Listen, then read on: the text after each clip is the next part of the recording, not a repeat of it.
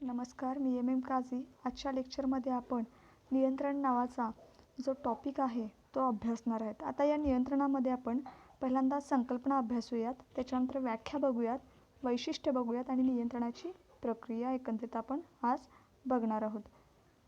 तर नियंत्रणामध्ये संकल्पना बघत असताना व्यवसाय व्यवस्थापनात संघटनेने साध्य करावयाची उद्दिष्टे करण्यासाठी व्यवस्था निर्माण केल्यानंतर आणि नियोजन करून साधनसामग्रीचे संकलन करून कार्यनिर्देशन केल्यानंतर कार्याचा विचार करावा लागतो. व्यवसाय उद्दिष्टपूर्तीसाठी मनुष्यबळ, साधनसामग्री आणि यंत्रसामग्री या सर्वांचे नियंत्रण करावे लागते. नियंत्रण कार्यात साधनसामग्री आणि यंत्रसामग्रीचे नियंत्रण करणे सोपे असते, परंतु मानवी घटकाचे नियंत्रण ही अवघड थोडी बाब आहे. ही बाब थोडी अवघड आहे, कारण माणसाला स्वतःचा मेंदू असतो, त्याचे नियंत्रण करता येत नाही. त्यामुळे नियंत्रण कार्यात मनुष्यबळ हा घटक अत्यंत काळजीपूर्वक आपल्याला हाताळावा लागतो. पुढचा जो भाग आहे की व्यवस्थापकीय नियंत्रण म्हणजे निर्धारित कार्याचे उद्दिष्ट साध्यात कितपत परिवर्तन झाले याची तपासणी करणं हे महत्त्वाचं आहे. आणि नियंत्रण हे व्यवस्थापनाचे एक महत्त्वाचे कार्य आणि महत्त्वाची प्रक्रिया म्हणून मानलं जातं. आता याचा पुढचा जर विचार केला तर संघटनेत उत्पादन अथवा सेवा कार्यासाठी आपल्याला वापरल्या जाणाऱ्या साधनसामग्रीचा योग्य वापर कसा केला जातो किंवा मालमत्तेचा योग्य वापर होतो की नाही होतो, भांडवलाची निधी योग्य वापरली जाते का किंवा योग्य गुंतवणूक केली जाते का किंवा कर्मचारी शक्तीचा नियोजनबद्ध वापर केला जातो का आणि परिस्थितीतील बदलानुसार व्यावसायिक परिस्थितीनुसार आवश्यक ते बदल सुचवणं यास काय म्हटलं जातं, नियंत्रण असं म्हटलं जातं. आता व्यवसाय संघटनेत मनुष्यबळ, सामग्री किंवा यंत्रे यांचा जर वापर अयोग्य आणि अनावश्यक वापर टाळणे यासाठी नियंत्रण महत्त्वाचं आहे असं म्हणणं काही चुकीचं ठरणार नाही आहे. आता व्याख्या बघत असताना विविध शास्त्रज्ञांनी व्याख्या केलेल्या आहेत आणि या व्याख्या खूप म्हणजे हेनरी फॅल यांनी पण केलेली आहे किंवा जॉर्ज टेरी यांनी केलेली आहे आणि इफ एल ब्रेच नावाचे जे शास्त्रज्ञ आहेत यांनी देखील केलेले आहेत. अशा वेगवेगळ्या आपल्या शास्त्रज्ञांनी व्याख्या केलेल्या आपल्याला दिसून येतात. पण एफ ब्रेच नावाचे जे शास्त्रज्ञ आहेत यांची व्याख्या खूप चांगल्या पद्धतीची आहे. म्हणजेच काय की पर्याप्त प्रगती आणि समाधानकारक कार्य व्हावे यासाठी अपेक्षित कार्य आणि प्रत्यक्ष कार्य याची तुलना करण्याची योजना म्हणजे नियंत्रण. हे अगदी त्यांनी सोप्या भाषेमध्ये आपल्याला सांगण्याचा प्रयत्न केलेला आहे. आता वैशिष्ट्य बघताना आपण काय बघूयात की आता नियंत्रणाची वैशिष्ट्य काय आहेत की पहिलं वैशिष्ट्य आहे नियंत्रण हे एक व्यवस्थापकीय कार्य म्हणून संबोधलं जातं. आता नियंत्रण हे व्यवस्थापकीय कार्य म्हणून का संबोधलं जातं तर व्यवसाय व्यवस्थापनाची विविध कार्य पार पाडावी लागतात, त्यातील नियंत्रण हे एक मूलभूत आणि महत्त्वपूर्ण कार्य आहे. कारण नियोजनाची अंमलबजावणी जी झाली आहे की नाही झाली आहे किंवा उद्दिष्ट साध्य आहेत किंवा साध्य करतायत की नाही करतायत त्यांच्यामधली न्यूनता जी राहिली आहे की नाही राहिली आहे, त्यामुळे व्यवस्थापकास पार पाडावी लागणारी मूलभूत कार्य म्हणजे नियोजन असेल किंवा संघटन असेल किंवा निर्देशनाप्रमाणे नियंत्रण हे देखील मूलभूत कार्य आपल्याला करताना दिसून येते. आता नियोजनाशी संबंध का येतो तर नियोजनाद्वारे संघटनेतील कर्मचाऱ्यांना कार्यक्रम दिला जातो किंवा आखून दिला जातो आणि उद्दिष्टपूर्तीसाठी कोणत्या मार्गाने काम करावायचे त्यासाठी एक निर्देशन घालून दिलं जातं आणि अशा प्रकारचं नियोजन केलेले कार्य अपेक्षेनुसार पार पाडले जाते की नाही हे पाहणं आवश्यक ठरतं आणि ते नियंत्रणाद्वारेच केलं जातं. आणि म्हणजेच नियोजन आणि नियंत्रणाचा एक जवळपासचा संबंध असतो. जे नियोजित असते त्याचेच नियंत्रण करावे लागते आणि नियंत्रणामुळेच केलेल्या नियोजनानुसार काम होते आहे की नाही होते हे तपासून आपल्याला पाहता येतं. ठीक आहे. आता वैशिष्ट्यामध्ये पुढचा जो मुद्दा आहे की भविष्याशी संबंध तर कुणाचा भविष्याशी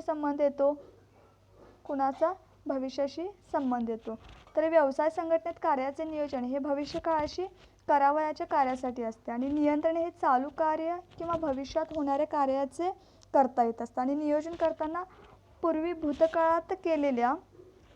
भूतकाळात केलेल्या चुका आणि उणिवा राहणार नाहीत याची काळजी फार घेतली जाते. ठीक आहे. आता नियोजनानुसार कार्यक्रमाची आखणी करून कार्यवाही केली जाते आणि नियोजनानुसार त्यांच्या पूर्वीच्या ज्या त्रुटी आहेत किंवा चुका राहणार नाहीत याच्याकडे काय दिलं जातं, जास्तीत जास्त लक्ष दिलं जातं.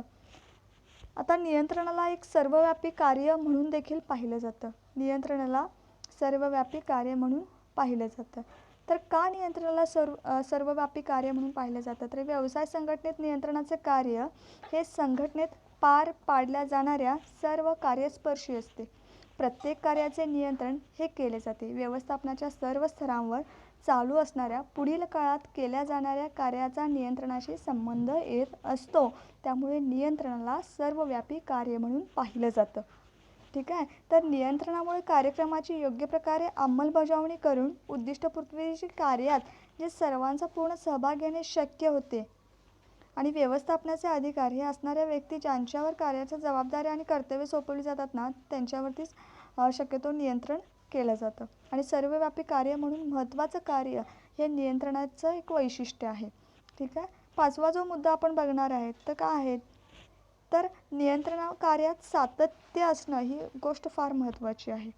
नियंत्रण कार्यात सातत्य असणं ही गोष्ट फार महत्त्वाची आहे. का महत्त्वाचे आहे, तर व्यवसाय संघटनेच्या उद्दिष्टपूर्तीसाठी जोपर्यंत आवश्यक कार्य आहे किंवा सुरू आहे तोपर्यंत नियंत्रणाचे कार्य अखंडितपणे सुरू असणं गरजेचं आहे. नियंत्रण ही एक प्रक्रिया असून त्यात सातत्य असतं.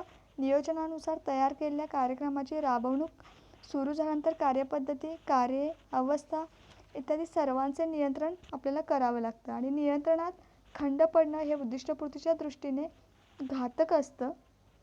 कारण नियंत्रणात थोडीशी डोळेझाक झाली तर कार्यपूर्ततेत फरक पडून त्याचा सर्व कार्यावरती किंवा स्तरांवर प्रतिकूल परिणाम होत असतो. आता नियंत्रणाचा अधिकाराशी संबंध असतो. नियंत्रण कार्याचा आणि प्रक्रियेचा अधिकाराशी संबंध येतो. नियंत्रण हे अधिकाराच्या मर्यादेत केले जाते. नियंत्रणाचे अधिकार वरिष्ठांकडून प्राप्त व्हावे लागतात. अधिकार नसतील तर कार्याचे नियंत्रण आपल्याला करता येत नाही.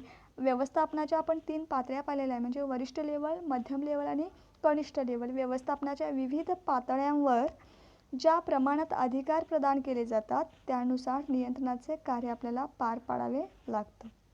आता नियंत्रण हे निर्देशनाशी संबंधित असतं.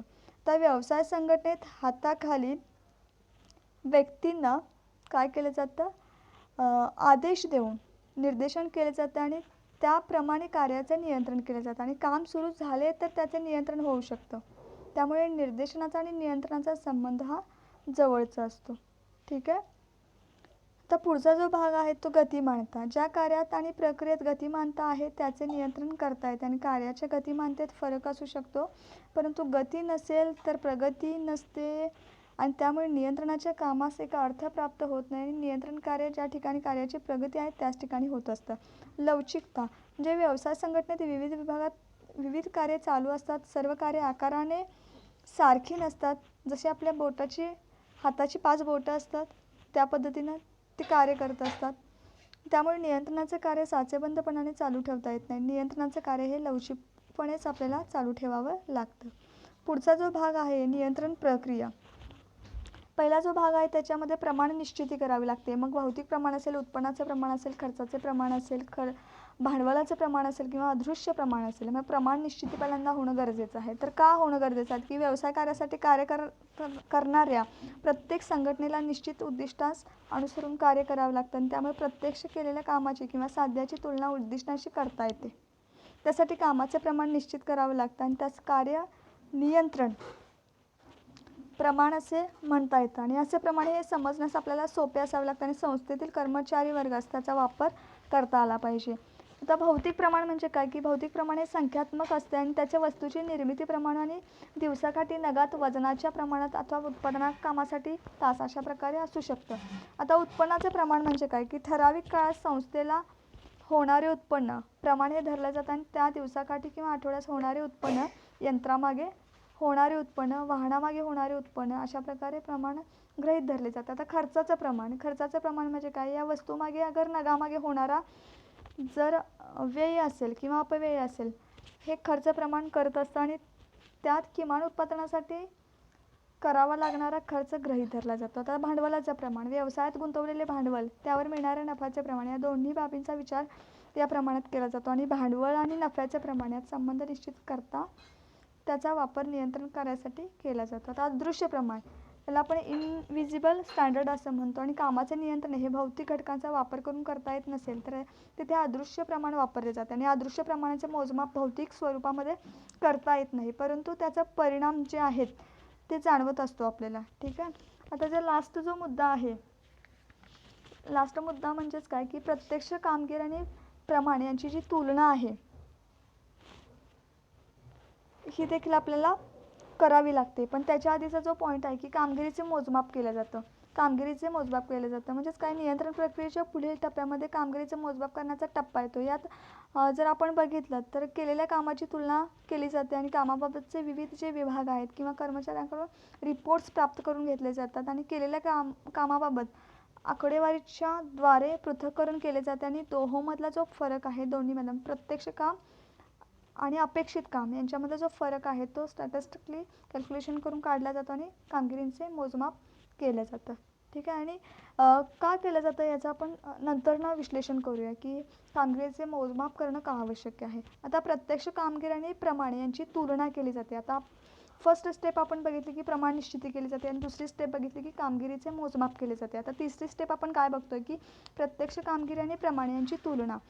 म्हणजे या टप्प्यामध्ये काय केलं जातं, जे प्रत्यक्ष काम आहे आणि प्रमाण यांची तुलना करून जे कन्क्लुजन्स येतात हे विशिष्ट काळापुरतीच आणि सोपवलेल्या कामापुरतीच मर्यादित असतात. आणि यात केलेले कार्य आणि अपेक्षित कार्य यांची तुलना केली जाते आणि त्याच पद्धतीनं यांचे शक्यतो कन्क्लूड केल्या जातात. म्हणजे अपेक्षित प्रमाणापेक्षा केलेले काम कमी असेल तर का कमी आहे, अधिक असेल तर याचे रिझन्स काय, आणि कमी असेल तर याचे रिझन्स काय. कमी असतील तर त्याच्यावरती उपाययोजना काढल्या जातात आणि जर जास्त काम झालं असेल तर त्याच्यापेक्षा उत्कृष्ट कसं करता येईल, डेव्हलपमेंट किती चांगल्या पद्धतीनं करता येईल याच्यावरती लक्ष केंद्रित केलं जातं. आता आवश्यक उपाययोजना केल्या जातात ह्याच्यामध्ये. जो लास्ट मुद्दा आहे तो अनावश्यक किंवा आवश्यक उपाययोजना करणं हे खूप गरजेचं आहे. म्हणजेच काय की फरकावर तात्कालिक उपाय आवश्यक असले तरी ते दीर्घ परिणामाने निश्चित असावे लागतात. पुढील काळात फरक निर्माण होऊ नये यासाठी विचार उपाययोजनेत केलेला असतो आणि असे उपायांची किंवा त्याबाबतचे आवश्यक ते परिणाम दिसावेत यासाठी जबाबदारी निश्चित करण्यात विचार केला जातो.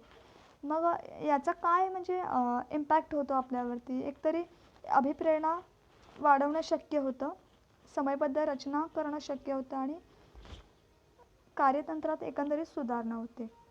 ठीक आहे. कशाचा हा इम्पॅक्ट आहे तर आवश्यक जर उपाययोजना केल्या तर. ठीक आहे. आजच्या लेक्चरमध्ये आपण काय बघितलं तर वैशिष्ट्ये आणि नियंत्रणाची प्रक्रिया आपण बघितलेली आहे. थँक्यू. आणि नेक्स्ट लेक्चरमध्ये आपण नियंत्रणाच्या मर्यादा बघणार आहेत. आजच्या लेक्चरमध्ये आपण तुर्तास थांबतोय. थँक्यू.